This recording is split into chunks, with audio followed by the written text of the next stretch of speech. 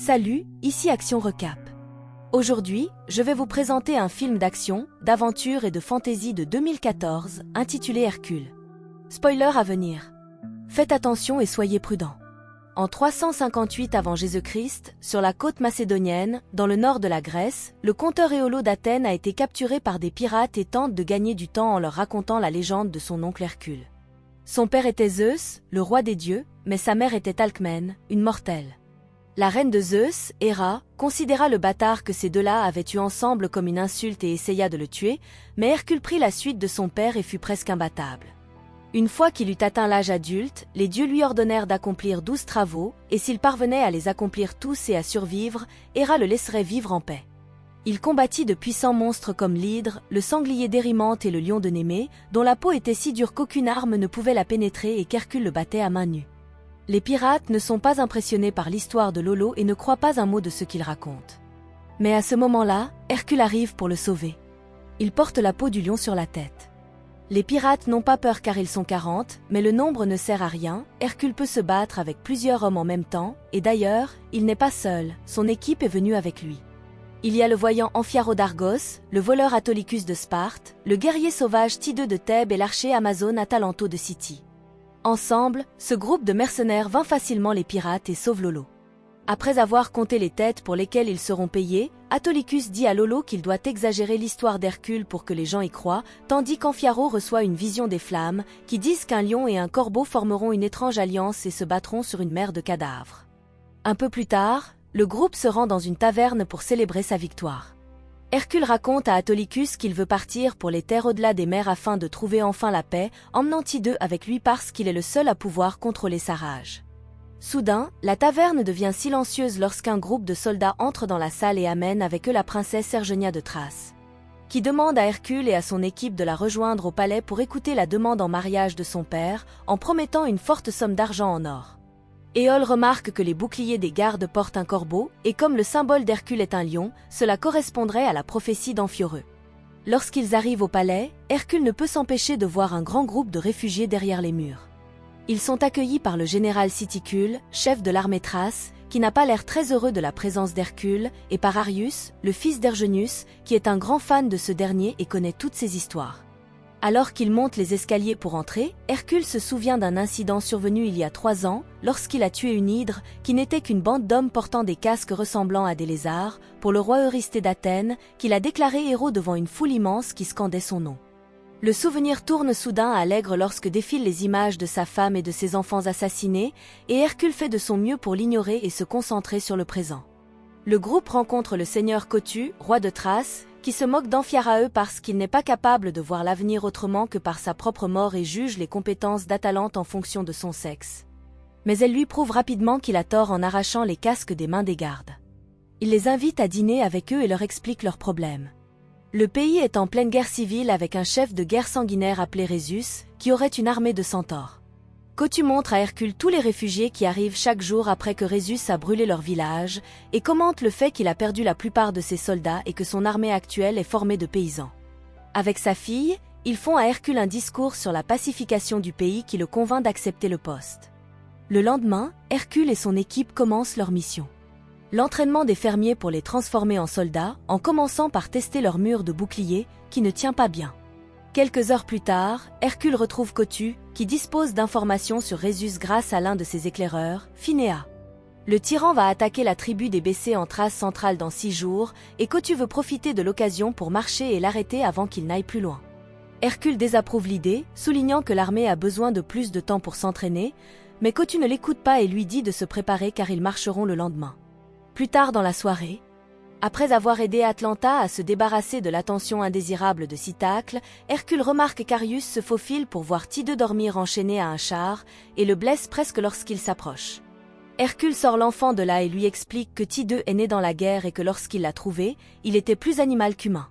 Il a vu quelque chose qui l'a traumatisé si profondément qu'il ne parle plus du tout et revit son traumatisme toutes les nuits, mais Hercule le considère toujours comme son plus fidèle guerrier. Il ramène ensuite Arius à Ergenia, qui travaille à l'hospice. Après avoir perdu tant de médecins, elle s'est initiée à l'art de guérir pour pouvoir aider d'une manière ou d'une autre. Avant de partir, Hercule offre à Arius la dent du lion de Némée, laissant entendre qu'il aurait dû l'offrir à ses propres enfants. Le lendemain, l'armée se prépare à marcher et Hercule trouve Lolo caché parmi les soldats, avec l'intention de se battre lui aussi. Il lui rappelle qu'il est un conteur et non un guerrier avant de l'envoyer sur le char avec Cotu, et tous ensemble, ils partent pour Bessé. Mais lorsqu'ils arrivent au village, ils découvrent qu'il est trop tard, que Rhésus est déjà venu et a tout détruit, et que la mer de cadavres correspond à la vision d'Amphioreux. Il y a cependant quelque chose d'étrange. Alors que certains des corps sont clairement en train de pourrir depuis des jours, il y en a d'autres sur le sol qui sont encore frais. Ce sont ces corps qui se réveillent soudain et les attaquent, car il s'agit d'un piège depuis le début. Pensant que la tribu de Bessé est sous le contrôle de Rhésus, Hercule demande à ce qu'un mur de boucliers se forme autour de Cotu pendant que lui et son équipe se battent. Le chef de la tribu veut le défier directement, alors pour créer une illusion dont Éolo peut tirer parti avec sa narration, Hercule brise doucement la pointe d'une des flèches d'Atalante, et lorsque le chef de la tribu s'approche, il le poignarde sur le front avec cette flèche. En donnant l'impression qu'il l'a tué d'un simple coup de poing, l'armée trouve cela incroyablement inspirant et croit que les dieux sont de leur côté. La véritable bataille commence alors. L'équipe d'Hercule tue autant de tribus que possible, mais elles sont trop nombreuses et ne tardent pas à franchir le mur du bouclier. Hercule et Amphiaraeux récupèrent leurs chars et commencent à les faire tourner en rond autour du mur de bouclier, poussant et tuant les tribus hors du chemin. Les soldats restants en profitent pour charger, mais les tribus reconnaissent la défaite quand elles la voient et s'enfuient. Rhésus n'est pas en vue, mais on aperçoit une silhouette étrange qui l'observe de loin. Hercule dit à Cotu que la perte de la moitié de son armée est autant de sa faute que de celle de Rhésus, car il l'avait prévenu que les paysans n'étaient pas encore prêts aux batailles, et Cotu accepte de lui donner plus de temps à consacrer à l'entraînement. Pendant ce temps, le général Sitocle veut tuer Phinéa pour les avoir guidés dans un piège, mais Autolycus l'en empêche et annonce qu'il sera désormais en charge des éclaireurs, tout en menaçant Phinéa et l'avertit de ne pas commettre d'autres erreurs. Quelques instants plus tard, la princesse Ergenia arrive avec les guérisseurs et on l'emmène dans la tente privée d'Hercule pour que personne ne voie qu'il saigne comme un simple mortel à cause d'une blessure qu'il s'est faite pendant la bataille. Après qu'elle l'a laissé se reposer, Hercule rêve d'un vieux souvenir qui montre les corps de sa femme et de ses enfants, ses mains couvertes de sang, et le roi Eurysthée qui l'exile hors du pays au lieu de l'exécuter, afin qu'il vive à jamais avec la culpabilité d'avoir tué sa famille. Il se réveille de ce cauchemar lorsqu'il entend des enfants rire, et lorsqu'il entre dans la forêt pour enquêter, il trouve sa famille morte parmi les corps des membres de la tribu. Il les mange comme un chien à 3 têtes. Cerbère et Hercule s'apprêtent à le combattre, mais Titus apparaît derrière lui et le ramène à la réalité, lui faisant comprendre qu'il s'est imaginé des choses. Au matin, Amphioreux sait immédiatement ce qui lui est arrivé car ce n'est pas la première fois, et il conseille à Hercule de terminer ce dernier travail et d'affronter la bête pour trouver la paix. Mais Hercule pense qu'il devient fou. Alors que les deux hommes sont occupés à discuter seuls, la princesse Ergenia approche le reste de l'équipe pour connaître la vérité derrière les rumeurs.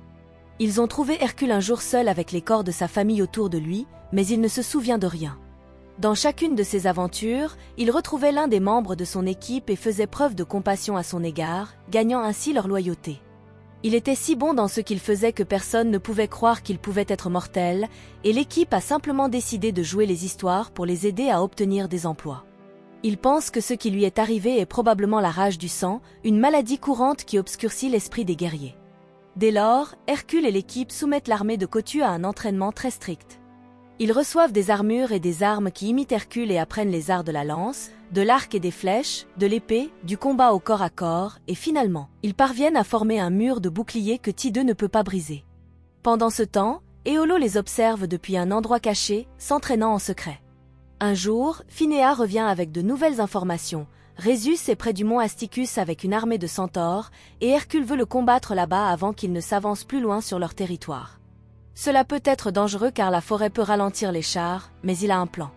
Amphioreux ne peut malheureusement pas les aider en leur disant s'il gagne ou non puisqu'il ne peut pas le voir, mais il sait qu'il va mourir dans une semaine. Quelques jours plus tard, une fois l'armée prête à combattre, ils arrivent au mont Asticus mais ne trouvent pas de camp ennemi. L'ennemi est pourtant bien là, l'armée de Rhésus apparaît à l'horizon et, en s'approchant, ils découvrent qu'il ne s'agit pas de centaures, mais simplement d'un groupe d'hommes à cheval qui crée une illusion d'optique en restant contre le soleil. Rhésus vient parler à Cotu avec Phinéa à ses côtés, qui travaille en fait pour l'ennemi depuis le début. Cotu est invité à se rendre, mais il refuse. Et les deux camps se préparent à engager la bataille. L'armée de Cotu met en place le mur de boucliers et lâche les drapeaux, mais les premiers à attaquer sont en fait Atalante et ses archers, qui surgissent soudain de la forêt sur des chars, prenant l'ennemi en embuscade alors qu'il est presque arrivé dans son camp. Lorsque des flèches enflammées sont tirées, Amphioreux ouvre les bras, prêt à accepter son destin, mais, d'une manière ou d'une autre, pas une seule ne parvient à l'atteindre. La bataille est longue et ardue, l'armée de Rhésus est peut-être plus nombreuse, mais les soldats d'Hercule ont une meilleure formation, et bientôt ils dominent l'ennemi. Les soldats de Rhésus commencent à s'enfuir, mais ils décident de rester et de défier Hercule directement, ce qui s'avère être une mauvaise idée, Hercule saisissant facilement son cheval et les jetant tous les deux au sol d'un seul geste. Quelque temps plus tard, lorsqu'ils reviennent au palais avec Rhésus enchaîné, Cottu commence à l'humilier devant son peuple, mais Hercule a pitié de lui et l'aide à continuer.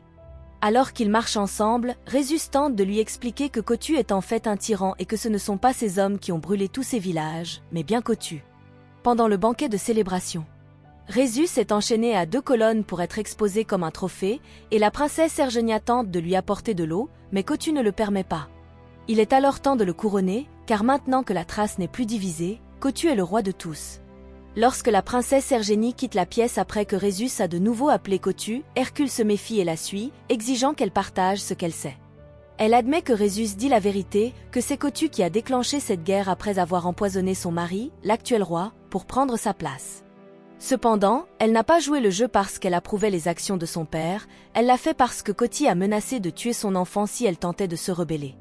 Ergenia tente de convaincre Hercule d'emmener Arius avec lui lorsqu'ils partiront, mais Hercule refuse juste avant qu'il ne soit retrouvé par le général Citaclès, qui lui dit que Cotty le cherche. Hercule va confronter Cotty, lui reprochant de l'avoir trahi, mais Cotty trouve risible que des mercenaires prêts à tout pour de l'or aient soudain acquis une conscience. Il avoue vouloir avoir son propre empire et invite Hercule à prendre la tête de son armée, mais celui-ci décline l'offre. Il lui verse, ainsi qu'à son équipe, la somme convenue avant de les mettre à la porte. Lorsqu'ils atteignent leur char, Hercule donne son argent à Autolycus parce qu'il veut rester et sauver la Thrace. Il ne s'attend pas à ce que l'équipe reste avec lui et leur permet de partir avec leur récompense et d'avoir une bonne vie, mais Atalante lui rappelle qu'ils ne le suivent pas parce qu'ils pensent qu'ils lui doivent quelque chose, ils le suivent parce qu'ils sont une famille. Toute l'équipe décide de rester et de se battre, à l'exception d'Autolycus, qui part avec tout l'or après les avoir traités de fous. Le groupe rentre facilement dans le palais, mais le général Citaclès les attend et les entoure de ses soldats. Après leur avoir fait lâcher leurs armes, il dit à Cottu qu'il a entendu Ergenia conspirer avec Hercule pour lui enlever Arius.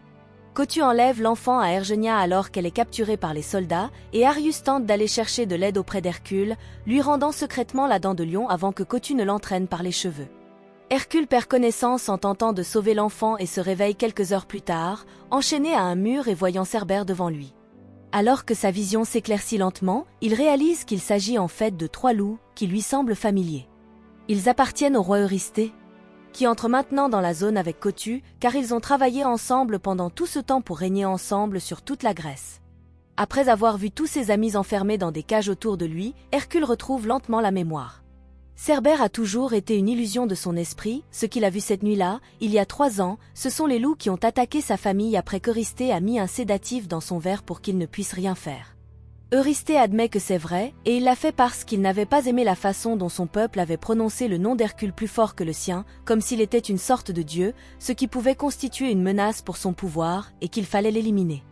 Un homme ambitieux peut être acheté, mais quelqu'un comme Hercule, qui ne veut rien, est trop dangereux. Cottu demande à ses soldats de sortir Ergenia de sa cage pour l'exécuter, et Hercule se sent inutile de n'avoir pu qu'assister à la scène. Cependant, lorsqu'Amphioreux lui rappelle qu'ils croient tous en lui et qu'il devrait croire en lui aussi, Hercule se rappelle qu'il était rassemble toutes ses forces pour arracher les chaînes du mur et aller sauver Ergenia. Cottu et les autres se précipitent hors de la pièce et laissent les loups s'occuper de lui pendant qu'Ergenia utilise la hache avec laquelle elle allait être exécutée pour ouvrir les portes des cages. Les loups livrent à Hercule un combat acharné, le mordent et le blessent sur diverses parties du corps, mais un à un, Hercule parvient à les maîtriser et à les jeter au loin, poignardant le dernier d'entre eux avec une dent de lion. Son dernier travail est enfin achevé. Ergenia libère tout le groupe qui s'empare des armes laissées par les soldats, tandis qu'Hercule montre à nouveau sa force en soulevant une porte métallique qui leur permet de s'échapper du donjon. Alors qu'ils se dirigent vers l'étage, des soldats tentent de les arrêter, mais ils n'ont aucun mal à se défendre et à se frayer un chemin. Lorsqu'une lance en feu leur est lancée, Amphiaraud pense une fois de plus que son heure est venue et ouvre les bras pour recevoir son destin, mais Hercule l'attrape et tue un soldat avec, sauvant ainsi son vieil ami. Pendant que le groupe s'occupe des soldats restants, Hercule se lance à la poursuite d'Eurysthée, qui commence à trouver un tas d'excuses pour ce qui est arrivé à la famille d'Hercule, en disant par exemple qu'il a été contrôlé par Cottu. Il essaie également de lui donner des ordres en tant que roi et lui offre même de l'argent, mais Hercule ne se soucie pas de tout cela, il attrape Eurysthée par le cou, le jette sur le trône et le poignarde avec sa propre dague, se vengeant enfin de sa famille. Maintenant, il peut aller de l'avant et trouver la paix après tout cela. Ses pensées sont soudain interrompues par un fouet autour de son cou, c'est Citaclès, qui jette Hercule par terre et s'apprête à le tuer, mais il finit par être poignardé lorsqu'il se laisse surprendre par derrière. Après avoir enfin qualifié son neveu de guerrier, tous deux rejoignent le groupe qui a sauvé Rhésus et quittent ensemble le palais, se figeant dès qu'ils aperçoivent Cottus qui les attend avec son armée. Arius est retenu en otage par un soldat, et Cottus menace de le tuer si Hercule ne se rend pas. Tout à coup, le soldat tombe mort à cause d'un couteau qu'on lui a lancé, c'est Autolycus qui est revenu pour l'aider. Maintenant libre, Arius court vers sa mère alors qu'une nouvelle bataille commence, et Tideux s'interpose pour le protéger des flèches qui arrivent. Arius les rejoint en toute sécurité, et Tideux réussit à tuer la plupart des archers, mais il est également touché par un tas de flèches en retour. Pendant que les autres renversent les braseros pour créer un mur de feu entre eux et l'armée de Cottus, Hercule ramasse Tideux et le regarde mourir après qu'il ait prononcé le seul mot qu'il n'ait jamais prononcé dans sa vie, le nom d'Hercule. L'armée de Cottus commence à charger après que la plupart des flammes se soient éteintes, et Hercule ne voit qu'un seul moyen de l'arrêter. Utilisant une fois de plus sa force extraordinaire, il pousse une statue géante d'Héra hors de son socle, qui se brise en centaines de morceaux qui écrasent de nombreux soldats et poussent Cottus dans l'abîme. Leur roi mort, les soldats s'agenouillent les uns après les autres devant Hercule et chantent son nom, l'acceptant comme leur nouveau chef. N'oubliez pas de vous abonner et d'activer les notifications pour pouvoir regarder d'autres vidéos de ce type.